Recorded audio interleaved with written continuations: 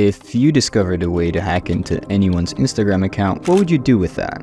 Well, whatever it is, I'm sure it's not nearly as interesting as what 24-year-old Amir Hussein Golshan decided to do. You see, back in 2021, Amir was living in LA, and at this point, he had been doing fraud for at least 2 years, using some methods that were quite questionable. This is because Golshan was a SIM swapper, but he didn't really work like the rest of them. Normally, the way a SIM swap scheme would work is the attackers will search for a high net worth target to try and secure as much money as they possibly can from a single attack. They'll usually go for crypto since it's the easiest kind of money to clean, but like I said, Golshan worked just a little differently because he decided he wanted to go for Instagram accounts as well. While Golshan couldn't actually take over every single account on the gram, he could gain access to the ones that followed this criteria. The victim's SIM card would have to be registered with T-Mobile, and Golshan would have to know their phone numbers. That's it. I can't really tell you how the first victims were hacked, but after taking over one victim's phone number and using it to reset their Instagram account, Golshan's methods of expanding his scheme was using the stolen accounts to send mass DMs to all their friends. This specific Instagram page was owned by a model who was also based in LA, and the message Golshan sent was pretty simple and unsuspecting.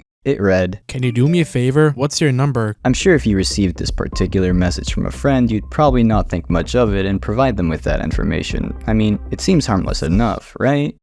Well, not quite. You see, Golshan now had a new victim, and all he needed to do was make sure that this girl was also with T-Mobile. Of course she was, and 4 hours later, she checks her phone and sees she doesn't have any signal. At this point, she thought her phone was bugging, until she saw an email from T-Mobile confirming her number had been moved to an iPhone 8 she didn't recognize. She then used her roommate's phone to call up her provider, and after 2 hours going back and forth with T-Mobile, her cell phone service was restored. This girl was locked out of her account for another 24 hours, and during this time, Golshan managed to collect around $15,000 from her friends by pretending to be her and asking for money. "Hey, can you Zelly someone for me? My limit is reached. I'll pay you back plus an additional 100 tomorrow."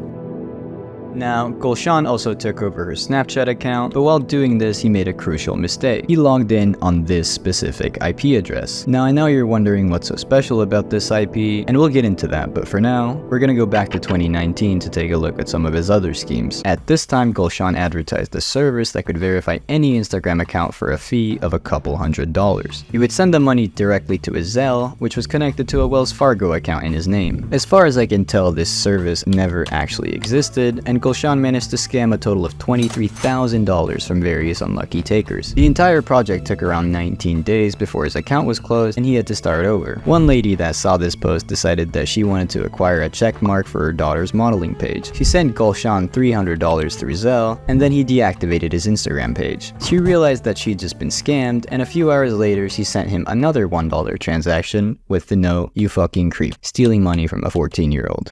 Now, both you and I know that after this, Golshan didn't stop using his little Zelle method, but just a couple months after this, he had now been exposed to SIM swapping. And of course, now seemed like a good time to combine the two. He spent the next couple of months experimenting with SIM swapping, and this combined with his previous Zelle method meant that at this point Golshan had earned around $82,000, defrauding almost 500 different victims. This means that he made somewhere between $300 to $500 per swap, which isn't completely unheard of in the SIM swapping community, but like I explained earlier, regular simmers would simply think this method doesn't have enough profit to make up for the additional risk you'd be putting on yourself. One thing you have to realize when your crypto gets stolen is the field of law you're working within. Let me make an example from Golshan. And let's say he just stole from me. This means I first had to put myself at risk by transferring money from my bank into this separate form of currency, which you can then steal without too much repercussion, since crypto isn't classified as anything in California. This means when you buy crypto as a Californian, you're not buying a commodity or a token, and especially not a currency. So when that crypto gets stolen, the feds really can't charge you the same way they're going to charge Golshan, especially if it's a small amount, because he actually stole cold hard cash from his victims' bank accounts and transferred it directly into his own bank without even thinking twice about how this would haunt his future.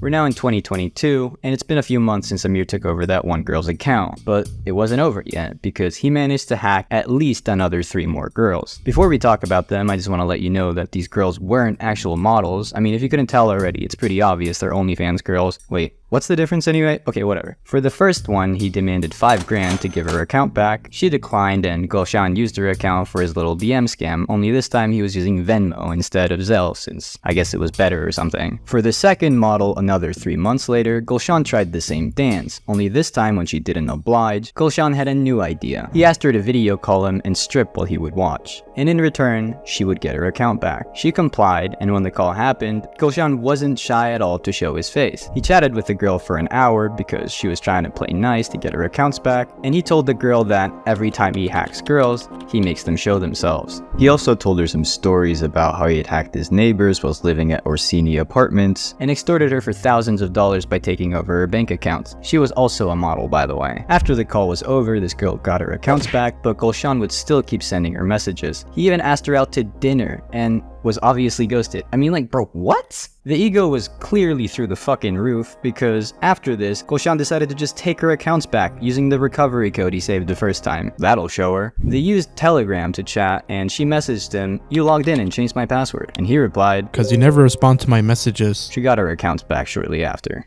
The third and final girl was somehow also living in LA. I mean, are you seeing a pattern yet? She received a message from the last girl we were talking about and fell for the stupid what's your number scheme. Not even an hour later, she was SIM swapped, but she just thought her phone was broken, so she went to Apple to buy a new one. This means her number was then transferred to her new phone and taken away from Golshan. As soon as the new SIM card was activated, she received a call from him who told her, "I have all your accounts, emails, and pictures." Like usual, this girl didn't want to pay to get her accounts back, and Golshan then goes and prepares to ruin all her accounts and start up his little Zelle scam again. But he made the same mistake again when logging into her Snapchat account, and we get a brand new IP address. Let's check out the first one first. A quick search matched this IP with a Coinbase account in Golshan's name. This account had received over $420,000 since he made it in 2018, and around $170,000 had been withdrawn directly into his bank account. Not sure where the rest of the money went, but considering Golshan had no other income or job at the time, this was already very suspicious. The address on the account was a house in Reseda, which was registered to Golshan's dad, also Amir Golshan by the way. There was another IP that had accessed this Coinbase account, and after calling AT&T, it was revealed that Golshan had accessed it from the luxury apartment building Hope Plus Flower. The cheapest apartment I could find there was around $2,300 a month, but I think it's safe to assume he was paying way more since that one's tiny as fuck, and Golshan lived on one of the top floors. The apartment wasn't registered in his name, but was instead in the name of some girl who I have to assume was a girlfriend or something, and Golshan was only listed as a guest. 3 days after the feds found out where Golshan lived, he was seen touring a different apartment building with his alleged business partner. There are two possible situations going on here. Either Golshan was being smart here, possibly thinking law enforcement was catching up to him, and now with him wanting to move, he needed a guinea pig to put the apartment under. Or this was his actual comm partner, and they wanted to start hanging out more IRL, live closer to each other and that kind of stuff, and this guy just needed a new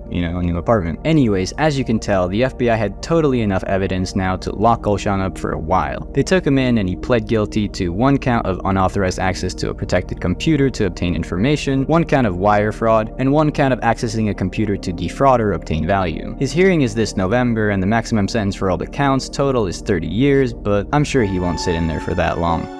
Blow bands, blow bands, blow bands. Blow bands, blow bands, blow bands. Check my pants, they say true, man. They say true, man.